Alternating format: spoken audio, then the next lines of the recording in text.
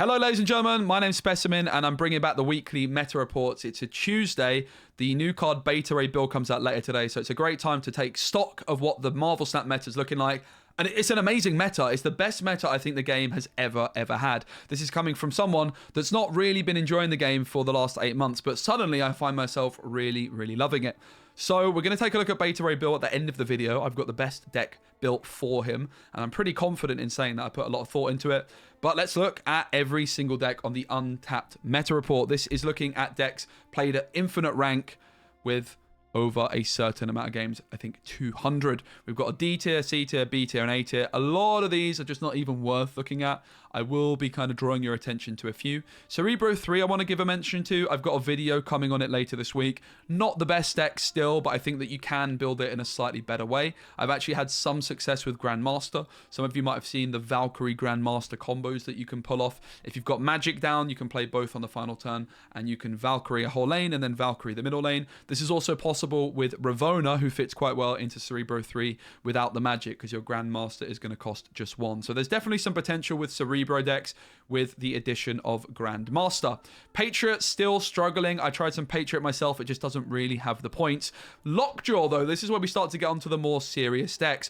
Lockjaw is going to make a big comeback in a big way this week because Beta Ray build slots itself very nicely into these Jane Foster decks. I would highly recommend that you do not play Sunspot, do not play Kiera, but we will talk a little bit more about Lockjaw right at the end of the video because I think it's the deck for this week with Beta Ray built, and I've got one built for you. I've actually had incredible success with Lockjaw myself, and I think that it's a lot better than the stats would suggest.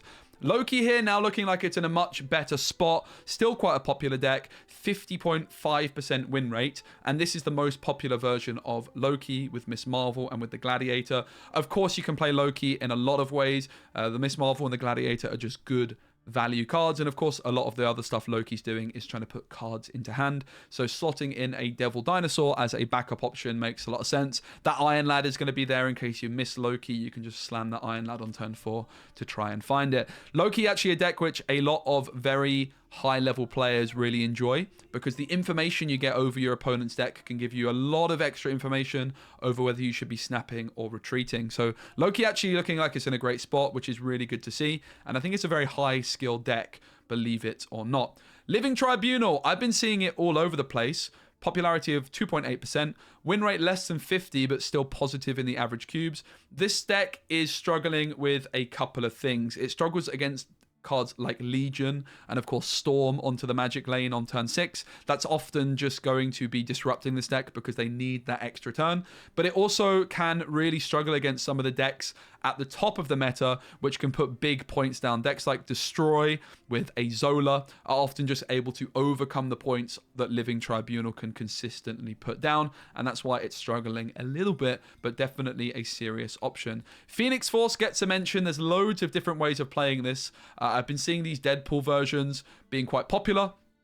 A very difficult deck to play. Less than 50% win rate makes sense because of how inconsistent these decks can be, but a pretty positive sign that it's getting more cubes than it's losing. I do think that the Human Torch Zola version is better than this one, personally. With Dagger, I did post a video of that on my YouTube if you want to check it out. Definitely a hard deck to pilot, and I think Phoenix Force is better than people are giving you credit for, and better than the stats might suggest. We've got a mention for Discard here. I do believe there's also a Black Knight version of Discard higher up. Also a Black Knight Discard video coming soon, which I've had great results with at the top of the ladder. This one is a Meek deck. Meek, of course, came out a couple of weeks back now, and this deck I have struggled against when it draws its curve. If you find Meek on turn 1, Mobius on turn 2, this deck can really get going. So definitely one to look out for. If you've got Meek, give it a try. It can be a really solid deck. However, it is going to struggle a lot of the time when you don't draw your cards like Meek on curve. It can feel really bad, particularly without that Chavez in the mixer anymore. Shuri also gets a mention. Bit of a weird build on Shuri here. This is just the most popular one on the ladder. I have seen some people trying out Grandmaster with Shuri, but with your armor, of course, you stay nice and protected, and Scar is a nice addition to these decks. It's same old Shuri, really. You can play it with Sauron, of course. You can go about it in a few different ways. Not a deck I enjoy playing particularly, as I'm sure many of you others don't as well. The final deck in the C category is the first of many, I'm sure, Thanos decks, and it's Thanos Zoo using Khazar and Kiera. Personally, I'm just much more a fan of the Lockjaw high roll potential with Thanos, and I would never even go near this deck personally for that reason. But it looks like fun. Why not? If you've got the Kiera, give it a go. Dazzle also got buffed. She's going to be a pretty serious card in a deck like this. Okay, now moving on to the slightly bigger hitters in the B tier and the C tier. And what's great about this Marvel Snap meta is there's so many decks to get through. Scar is the first deck which gets mentioned. This is a high evolutionary deck with Scar. Not particularly popular, but performing reasonably well. Not too much to talk about there. Sebastian Shaw up next. Sebastian Shaw is a Silver Surfer card. I actually have a Silver Surfer video coming very soon without Sebastian Shaw. As you can see, I am lacking him from my collection after my break. But this deck has an insane win rate at 60% at Infinite. Of course, comboing the Ironheart, the Forge, the Okoye, and the Silver Surfer and the Kia with your Sebastian Shaw. This card can get out of hand very, very quickly. I'm a little bit surprised to see a Silver Surfer deck without Storm, though. I would probably personally suggest putting a Storm into this one instead of the Nebula. I'm sure Nebula's going to do a very decent job nonetheless, but I do feel like Storm is a little bit too important in a Silver Surfer deck. But you can't really argue with that win rate.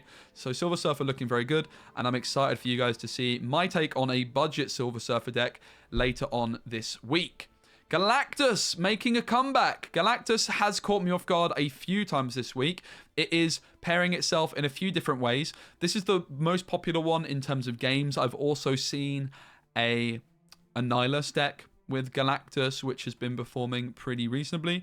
This one is an Electro ramp deck with Sandman. Sandman, a very powerful meta card at the moment as well, but then you've got the option of just going for a Galactus. And Galactus followed by Alioth, followed by Odin, for example, is a really, really interesting idea. So I definitely like the look of this deck. One thing I would say I would like to see, perhaps instead of Howard the Duck, which does feel like a little bit of a waste, in my opinion, is an Odin, because, sorry, a Zola. The ability to go Zola onto Doctor Doom in a lot of games is just going to be enough when you don't find your Galactus and your Galactus isn't able to go through. But really nice to see this deck making a comeback. The Electro Sandman decks, not very popular, but really cool to see nonetheless. Hella Tribunal, very bad win rate, but very high cube win rate. I often get bullied out of the game by these players with just a simple snap. If I'm playing a deck which doesn't have Cosmo, it doesn't have a Legion to shut down their magic and catch them off guard, I often just retreat when they snap and the Invisible Woman's down because I get very, very scared of them. So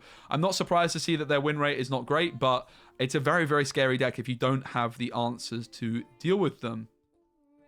And next we have Iron Lad Patriot. Now, I tried this deck myself. I didn't admittedly use this exact list with the Grandmaster with the Alioth. I just found it didn't quite have enough points, but it's performing pretty damn well. So maybe I will have to revisit this with the Grandmaster and with the Alioth in the mixer. This is a classic deck with Mr. Sinister, with the Brood, the Absorbing Man, the Iron Lad, which can all get out of hand when you combine them with Forge. And of course, if you hit Brood off of Iron Lad, you have 6-point Broodlings. You've then got the Blue Marvel, the Patriot, the Silver Surfer to pump up the stats. And the Alioth is an interesting addition into the mix with this one, particularly with Grandmaster. If you hit like Alioth off of your Iron Lad early, then you've got like the Absorbing Man or the Grandmaster to get another Alioth. So definitely an interesting deck. In my experience, this deck just didn't quite have the points, but definitely one I will be checking out again, I suppose, with these couple of additions. She-Nor, still a pretty high-performing deck. Not a deck I'm ever a huge fan of, but definitely can make good use of Leech. Kiera also very nice in this deck in particular because you want those, the Sunspot, the Misty Knight, the Nebula staying alive. Very, very high value, but then of course you also want to be protecting your bigger threats later on. The Leech is great as well in this deck. It can often just be the difference maker at dealing with those decks like Silver Surfer, which otherwise might outpoint you. And also it shuts down that Legion play, closing off your magic. Negative up next, and Negative performing reasonably well. I've had quite a lot of success with Black Panther decks as well. Of course, you could play Grandmaster in a deck like this, but absolutely not necessary. Not too surprised to see the Null in the mixer with these ones at the moment as well, because of how popular Destroy is. Mr. Negative seems like it's in a really good spot. Ravona helps these decks a lot as another way of getting Mr. Negative down nice and early. And Jane Foster, of course, gives you that turn 5 play of just giving you all the cards you could possibly need in the world. All right, up next we have Junk. This is Annihilus. Lots of different ways of playing this. This one has a Grandmaster and a High Evolutionary. Probably not the most advisable way of playing this. Very popular at 9.2%. I actually have a Hobgoblin control deck coming in very soon to share with you all, which I'm very excited to do. And Annihilus just still looking great. I think you can use your tried and tested Annihilus decks of the Debris, the Sentry. You can't really go wrong. This is the most popular one on ladder, but it does seem like there's some better performing ones. Thanos then looking very good as well. Thanos, this one doesn't have a lockjaw, which I'm surprised by. Of course, so many different ways that you can play it. Professor X being a great card to have if you are able to get that Time Stone or the Psylocke for that Professor X down on turn 4. And the Blob still reigns supreme in Thanos, often playing for 20 plus points. Many ways you can play it. Personally, I would be adding in a Lockjaw into the mixer of this one, and I think that you'll have quite a lot of success there. Cerebro 2, surprisingly high up on this list. Of course, Blue Marvel with 3 power card can slot itself into these decks. Goose and Storm, I think, is the key thing to note with Cerebro 2. The Goose and Storm are 2 of the money cards. Many of my long-time viewers will know that Goose and Storm are 2 cards I'm a massive proponent and fan of, and they are what Cerebro really wants to do. It wants to restrict your opponent from getting those big 6-cost cards like Hulk, like Infernaut, etc. into a location, and you're able to win, therefore, with Cerebro buffing stuff up. It's also got that high cube potential wins by playing Cerebro Mystique on the final turn. A big shout out to Electra, who's the new addition in this deck as well. Interesting to see Nico in there. Of course, a few things you need to be careful with Nico in this one. You're not going to want to play the Nico, which is giving her more power. But I love the idea of Nico giving you an extra copy of Cerebro, perhaps. Or Nico giving you extra cards for your Cerebro. Perhaps you could destroy your Mr. Sinister or your Brood, and then that helps you draw your Cerebro, which is often what these decks fall down on, just not being able to find it. So really interesting to see Cerebro 2 doing so well. Here's Black Knight, a little bit higher up. Lots of ways you can play it. I've got a Black Knight deck guide coming up on the channel very, very soon. This one is using Miss Marvel, which my one doesn't. I have seen this deck all over the place, and it's just a very good card. Black Knight plus Blade or Black Knight plus Sif opens up your Ghost Rider for big pop-off potential. I'm also a big fan of Dracula and Jubilee in Black Knight and Blade decks. Of course, those both synergize with Zabu as well. So if you don't have Miss Marvel, keep your eyes peeled for what I believe to be a better version of this deck on my YouTube channel in just a few days. High Evo, 54% win rate is pretty obscene. Again, a deck you can play in a variety of different ways. This one has a Spider-Woman in the mixer as a turn 5 option. Really interesting concept, of course, because that's going to make your Abomination be incredibly cheap and give you some really nice plays on the final turn. Like you could just play the Abomination and you can just play the Shang-Chi and maybe even still have some energy spare for your Sunspot Misty Knight to tick along. So really love the idea of Spider-Woman in this deck. I think she's a very underrated card in general, and this is definitely a version of High Evolutionary that I myself am keen to try out. Thanos Lockjaw, here we go. I was surprised that Lockjaw wasn't in the previous Thanos deck, and it's pretty much the same deck with the addition of the Lockjaw. Eliath has been taken out of this one. Big shout out to Leech as well. I think Leech in Lockjaw is such a serious card, and that's something we're going to be talking about in a moment as we look at the new card who is coming out a little bit later on today. Still in the beta, look at the amount of decks that are options. Bast Patriot. Bast is a card I'm a huge fan of in general. Of course, great value on Iron Man and on Mystique. Not that much else value, but of course you're getting it on the hood, and it does turn your Mysterio into a mini Doctor Doom. Instead of a 4-point card with 2 clones, you're going to be having 3-point cards, which can get then buffed by the Patriot. Pretty interesting to see this one in the mixer. No Iron Lad in this one, because of course you're not going to want to be basting your Iron Lad. But yeah, really impressed to see Patriot with such a high win rate and doing so well on the ladder.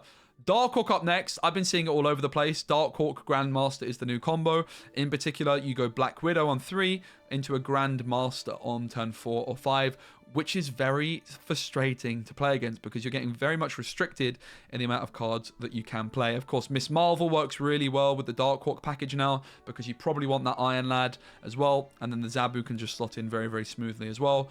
You could definitely look at building this in a slightly different way. Of course, if you've got Miss Marvel, Doctor Doom could be a consideration. But Grandmaster, Black Widow, definitely been the best deck for Grandmaster in the first week of the card. And now we're on to the big boys. The A tier, and Hela's here without the Tribunal, which is interesting to see. This is the one with Lockjaw, with Black Knight. I do think that Discard is very much underrated, and this looks like a very, very serious list. I have a similar version of this deck without the Lockjaw, without the Hela, which is going to be going up on my YouTube a little bit later. But yeah, these are the cards I was talking about. Dracula, Jubilee, getting really, really good value with Black Knight, because you want to be playing lots of these high-cost cards. And Jubilee, Dracula are just going to consistently play for big points. And Lockjaw, of course, it could get out your Hela earlier than you expect, but that's going to bump up your win rate. Okay, you might get less of those 6 cube, 8 cube wins, but you're also not getting completely countered by Cosmo like you are with the Invisible Woman version of this deck. So it's interesting to see that standard Hela doing a little bit better. We have Lockdown performing very well, this one with Miss Marvel. I personally love the version I shared on my YouTube channel a week or so ago with Elektra and lots of 1-drops, although it does very much struggle into Destroy. But this is a deck we've been seeing for a long time. It's always going to continue to do well. I think Lockdown's in a really good spot at the moment. Of course, you could go down a route with Daredevil and Professor X. This one doesn't. It's just got a Storm in the mixer as the Lockdown play. Storm is just such a good card. Massive, massive fan. Have we got much more on the A tier? We've got Serra Control. Not a deck I queue into too often, but just an ever-present deck, which has always been performing quite well. Many different ways you can build this one, of course. Zabu and Serra are going to be the 2 key cards to get that cost reduction. Miss Marvel definitely makes sense to give you some oomph, some points. And yeah, you can't really go wrong. Shadow King as well, just a really good card that costs very little. Maximus going to be a great card to dump on that final turn as well, because you don't care about giving your opponents cards to draw on turn number 6 if the game is already over. Legion going to be able to shut down the magic as well to get you those surprise cube victories. We've got a couple more decks, I believe. Stature making a comeback in a big way this week. Miss Marvel and Silver Samurai finding their way into a slightly odd shell with Dakin, with X23, with the Nico as well. So the X23 can give you a little bit of extra ramp. You can also then, with the Dakin, destroy the shard that it is created with either the Nico or with the Killmonger. Really interesting to see this particular build being the way to go with Stature. I have to say, I have my doubts over the Dakin. I've never been a fan of Dakin when you aren't playing discard. Oh, you are playing discard cards, of course. Forgive me. Of course, you can discard the shard with the Silver Samurai, with the Black Bolt, and suddenly the Dakin makes a whole lot more sense. So, yeah. Interesting way of playing it. Got the Killmonger there for some backup. The X23 is kind of standing out to me as like a little bit weird. I'm not sure how much that ramp is particularly helping you. But I suppose it means that you can go Doctor Doom and Stature on turn number 6. So, interesting deck. Interesting build. Great to see Stature making a comeback. Still not a card I've tried. As you can see, I don't own Silver Stature. So I can't really try it. Silver Samurai, right? I can't try it too soon. But it's performing well. And no surprise, Destroyer's top of the meta. Huge popularity of 7.6. Big win rate of 53.4. Now, this is even despite perhaps people starting to tech against it with cards like Armor and things like that. There is also a new Destroy deck with a Dracula and a Null, which is looking pretty good, but Destroy just looking like it's in an absolute great spot. Wouldn't be massively surprised to see a couple of nerfs come its way. I think in particular, though, Nico is the most likely card which would catch a nerf, and that could perhaps give Destroy a reasonable nerf, as she is so good in this deck. That is the Marvel Snap meta report for this week, ladies and gentlemen. Destroy coming out on top, but it is such a healthy meta. There's even decks down here in what is considered C tier, like Lockjaw. I think this deck's insanely good still. Really, really loving the meta at the moment. Let's take a look at Beta Ray Bill. Of course, this card is out today as I record this video. He's not out at the time of recording, but this card's good in my opinion. It's a 4-cost card, so some Zabu synergy there potentially, although that's probably not what you're going to be going for. On reveal, shuffle Stormbreaker into your deck. Stormbreaker is a card which on reveal doubles Beta Ray Bill's power. So if you get to play the Stormbreaker one single time, he's going to be 12 points, but if you can get it twice, suddenly you've got a 24-point Beta Ray Bill. So of course, no surprises, it's Lockjaw that's the deck of choice. And that's right, there's a Kang in my deck. Now, before you start getting all mad in the comments, Kang is the man in general.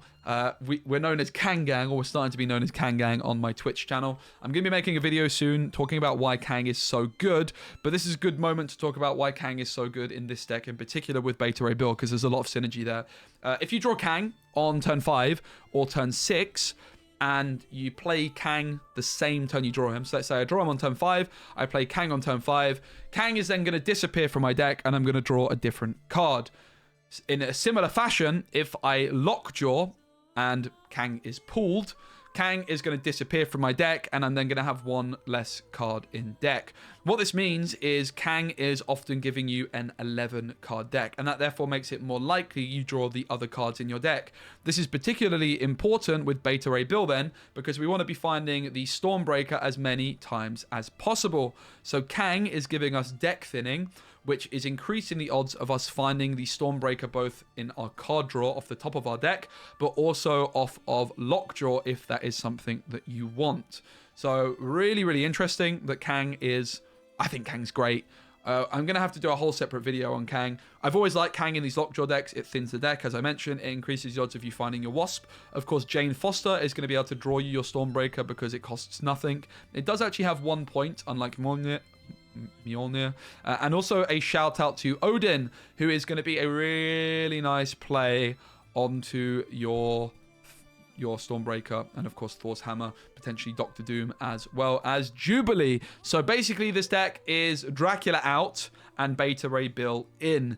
And Dracula always felt a little bit odd in these decks because you wanted to play Doctor Doom, and often you would have like Jubilee in hand at the end of the game. So this just gives this deck a whole bunch more consistency. If you don't have Kang, don't panic. You don't need him. Of course you don't. Instead of Kang, you could just put in another big value 6-drop, something like, for example, a Hulk, or whatever it might be, just a big 6-cost card of your choosing. If not, Dracula, also a reasonable option if you want to be giving yourself a little bit of a better curve. Probably would avoid Dracula though.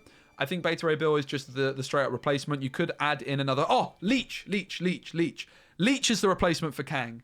Absolutely. Leech can be amazing in these decks, and it can just give the deck a little bit of better coverage. So Leech is 100% the main card I would consider adding into the mixer here instead of Kang. I think even instead of Doctor Doom, it's quite possible that I might end up preferring to play Leech. Doctor Doom, of course, helps give you points into the location where Lockjaw is not, but Doctor Doom is also a little bit awkward if you're just playing it from hand, because your Lockjaw lane often already has enough points, and while you can play Doctor Doom into the Lockjaw lane, you often are already winning like the Lockjaw lane. You don't need, or you've already got 4 cards in the Lockjaw lane. So I think actually Doom for Leech would be, having thought about it a little bit more, I'm probably actually going to tweak my deck slightly and say that I think this might be a better way.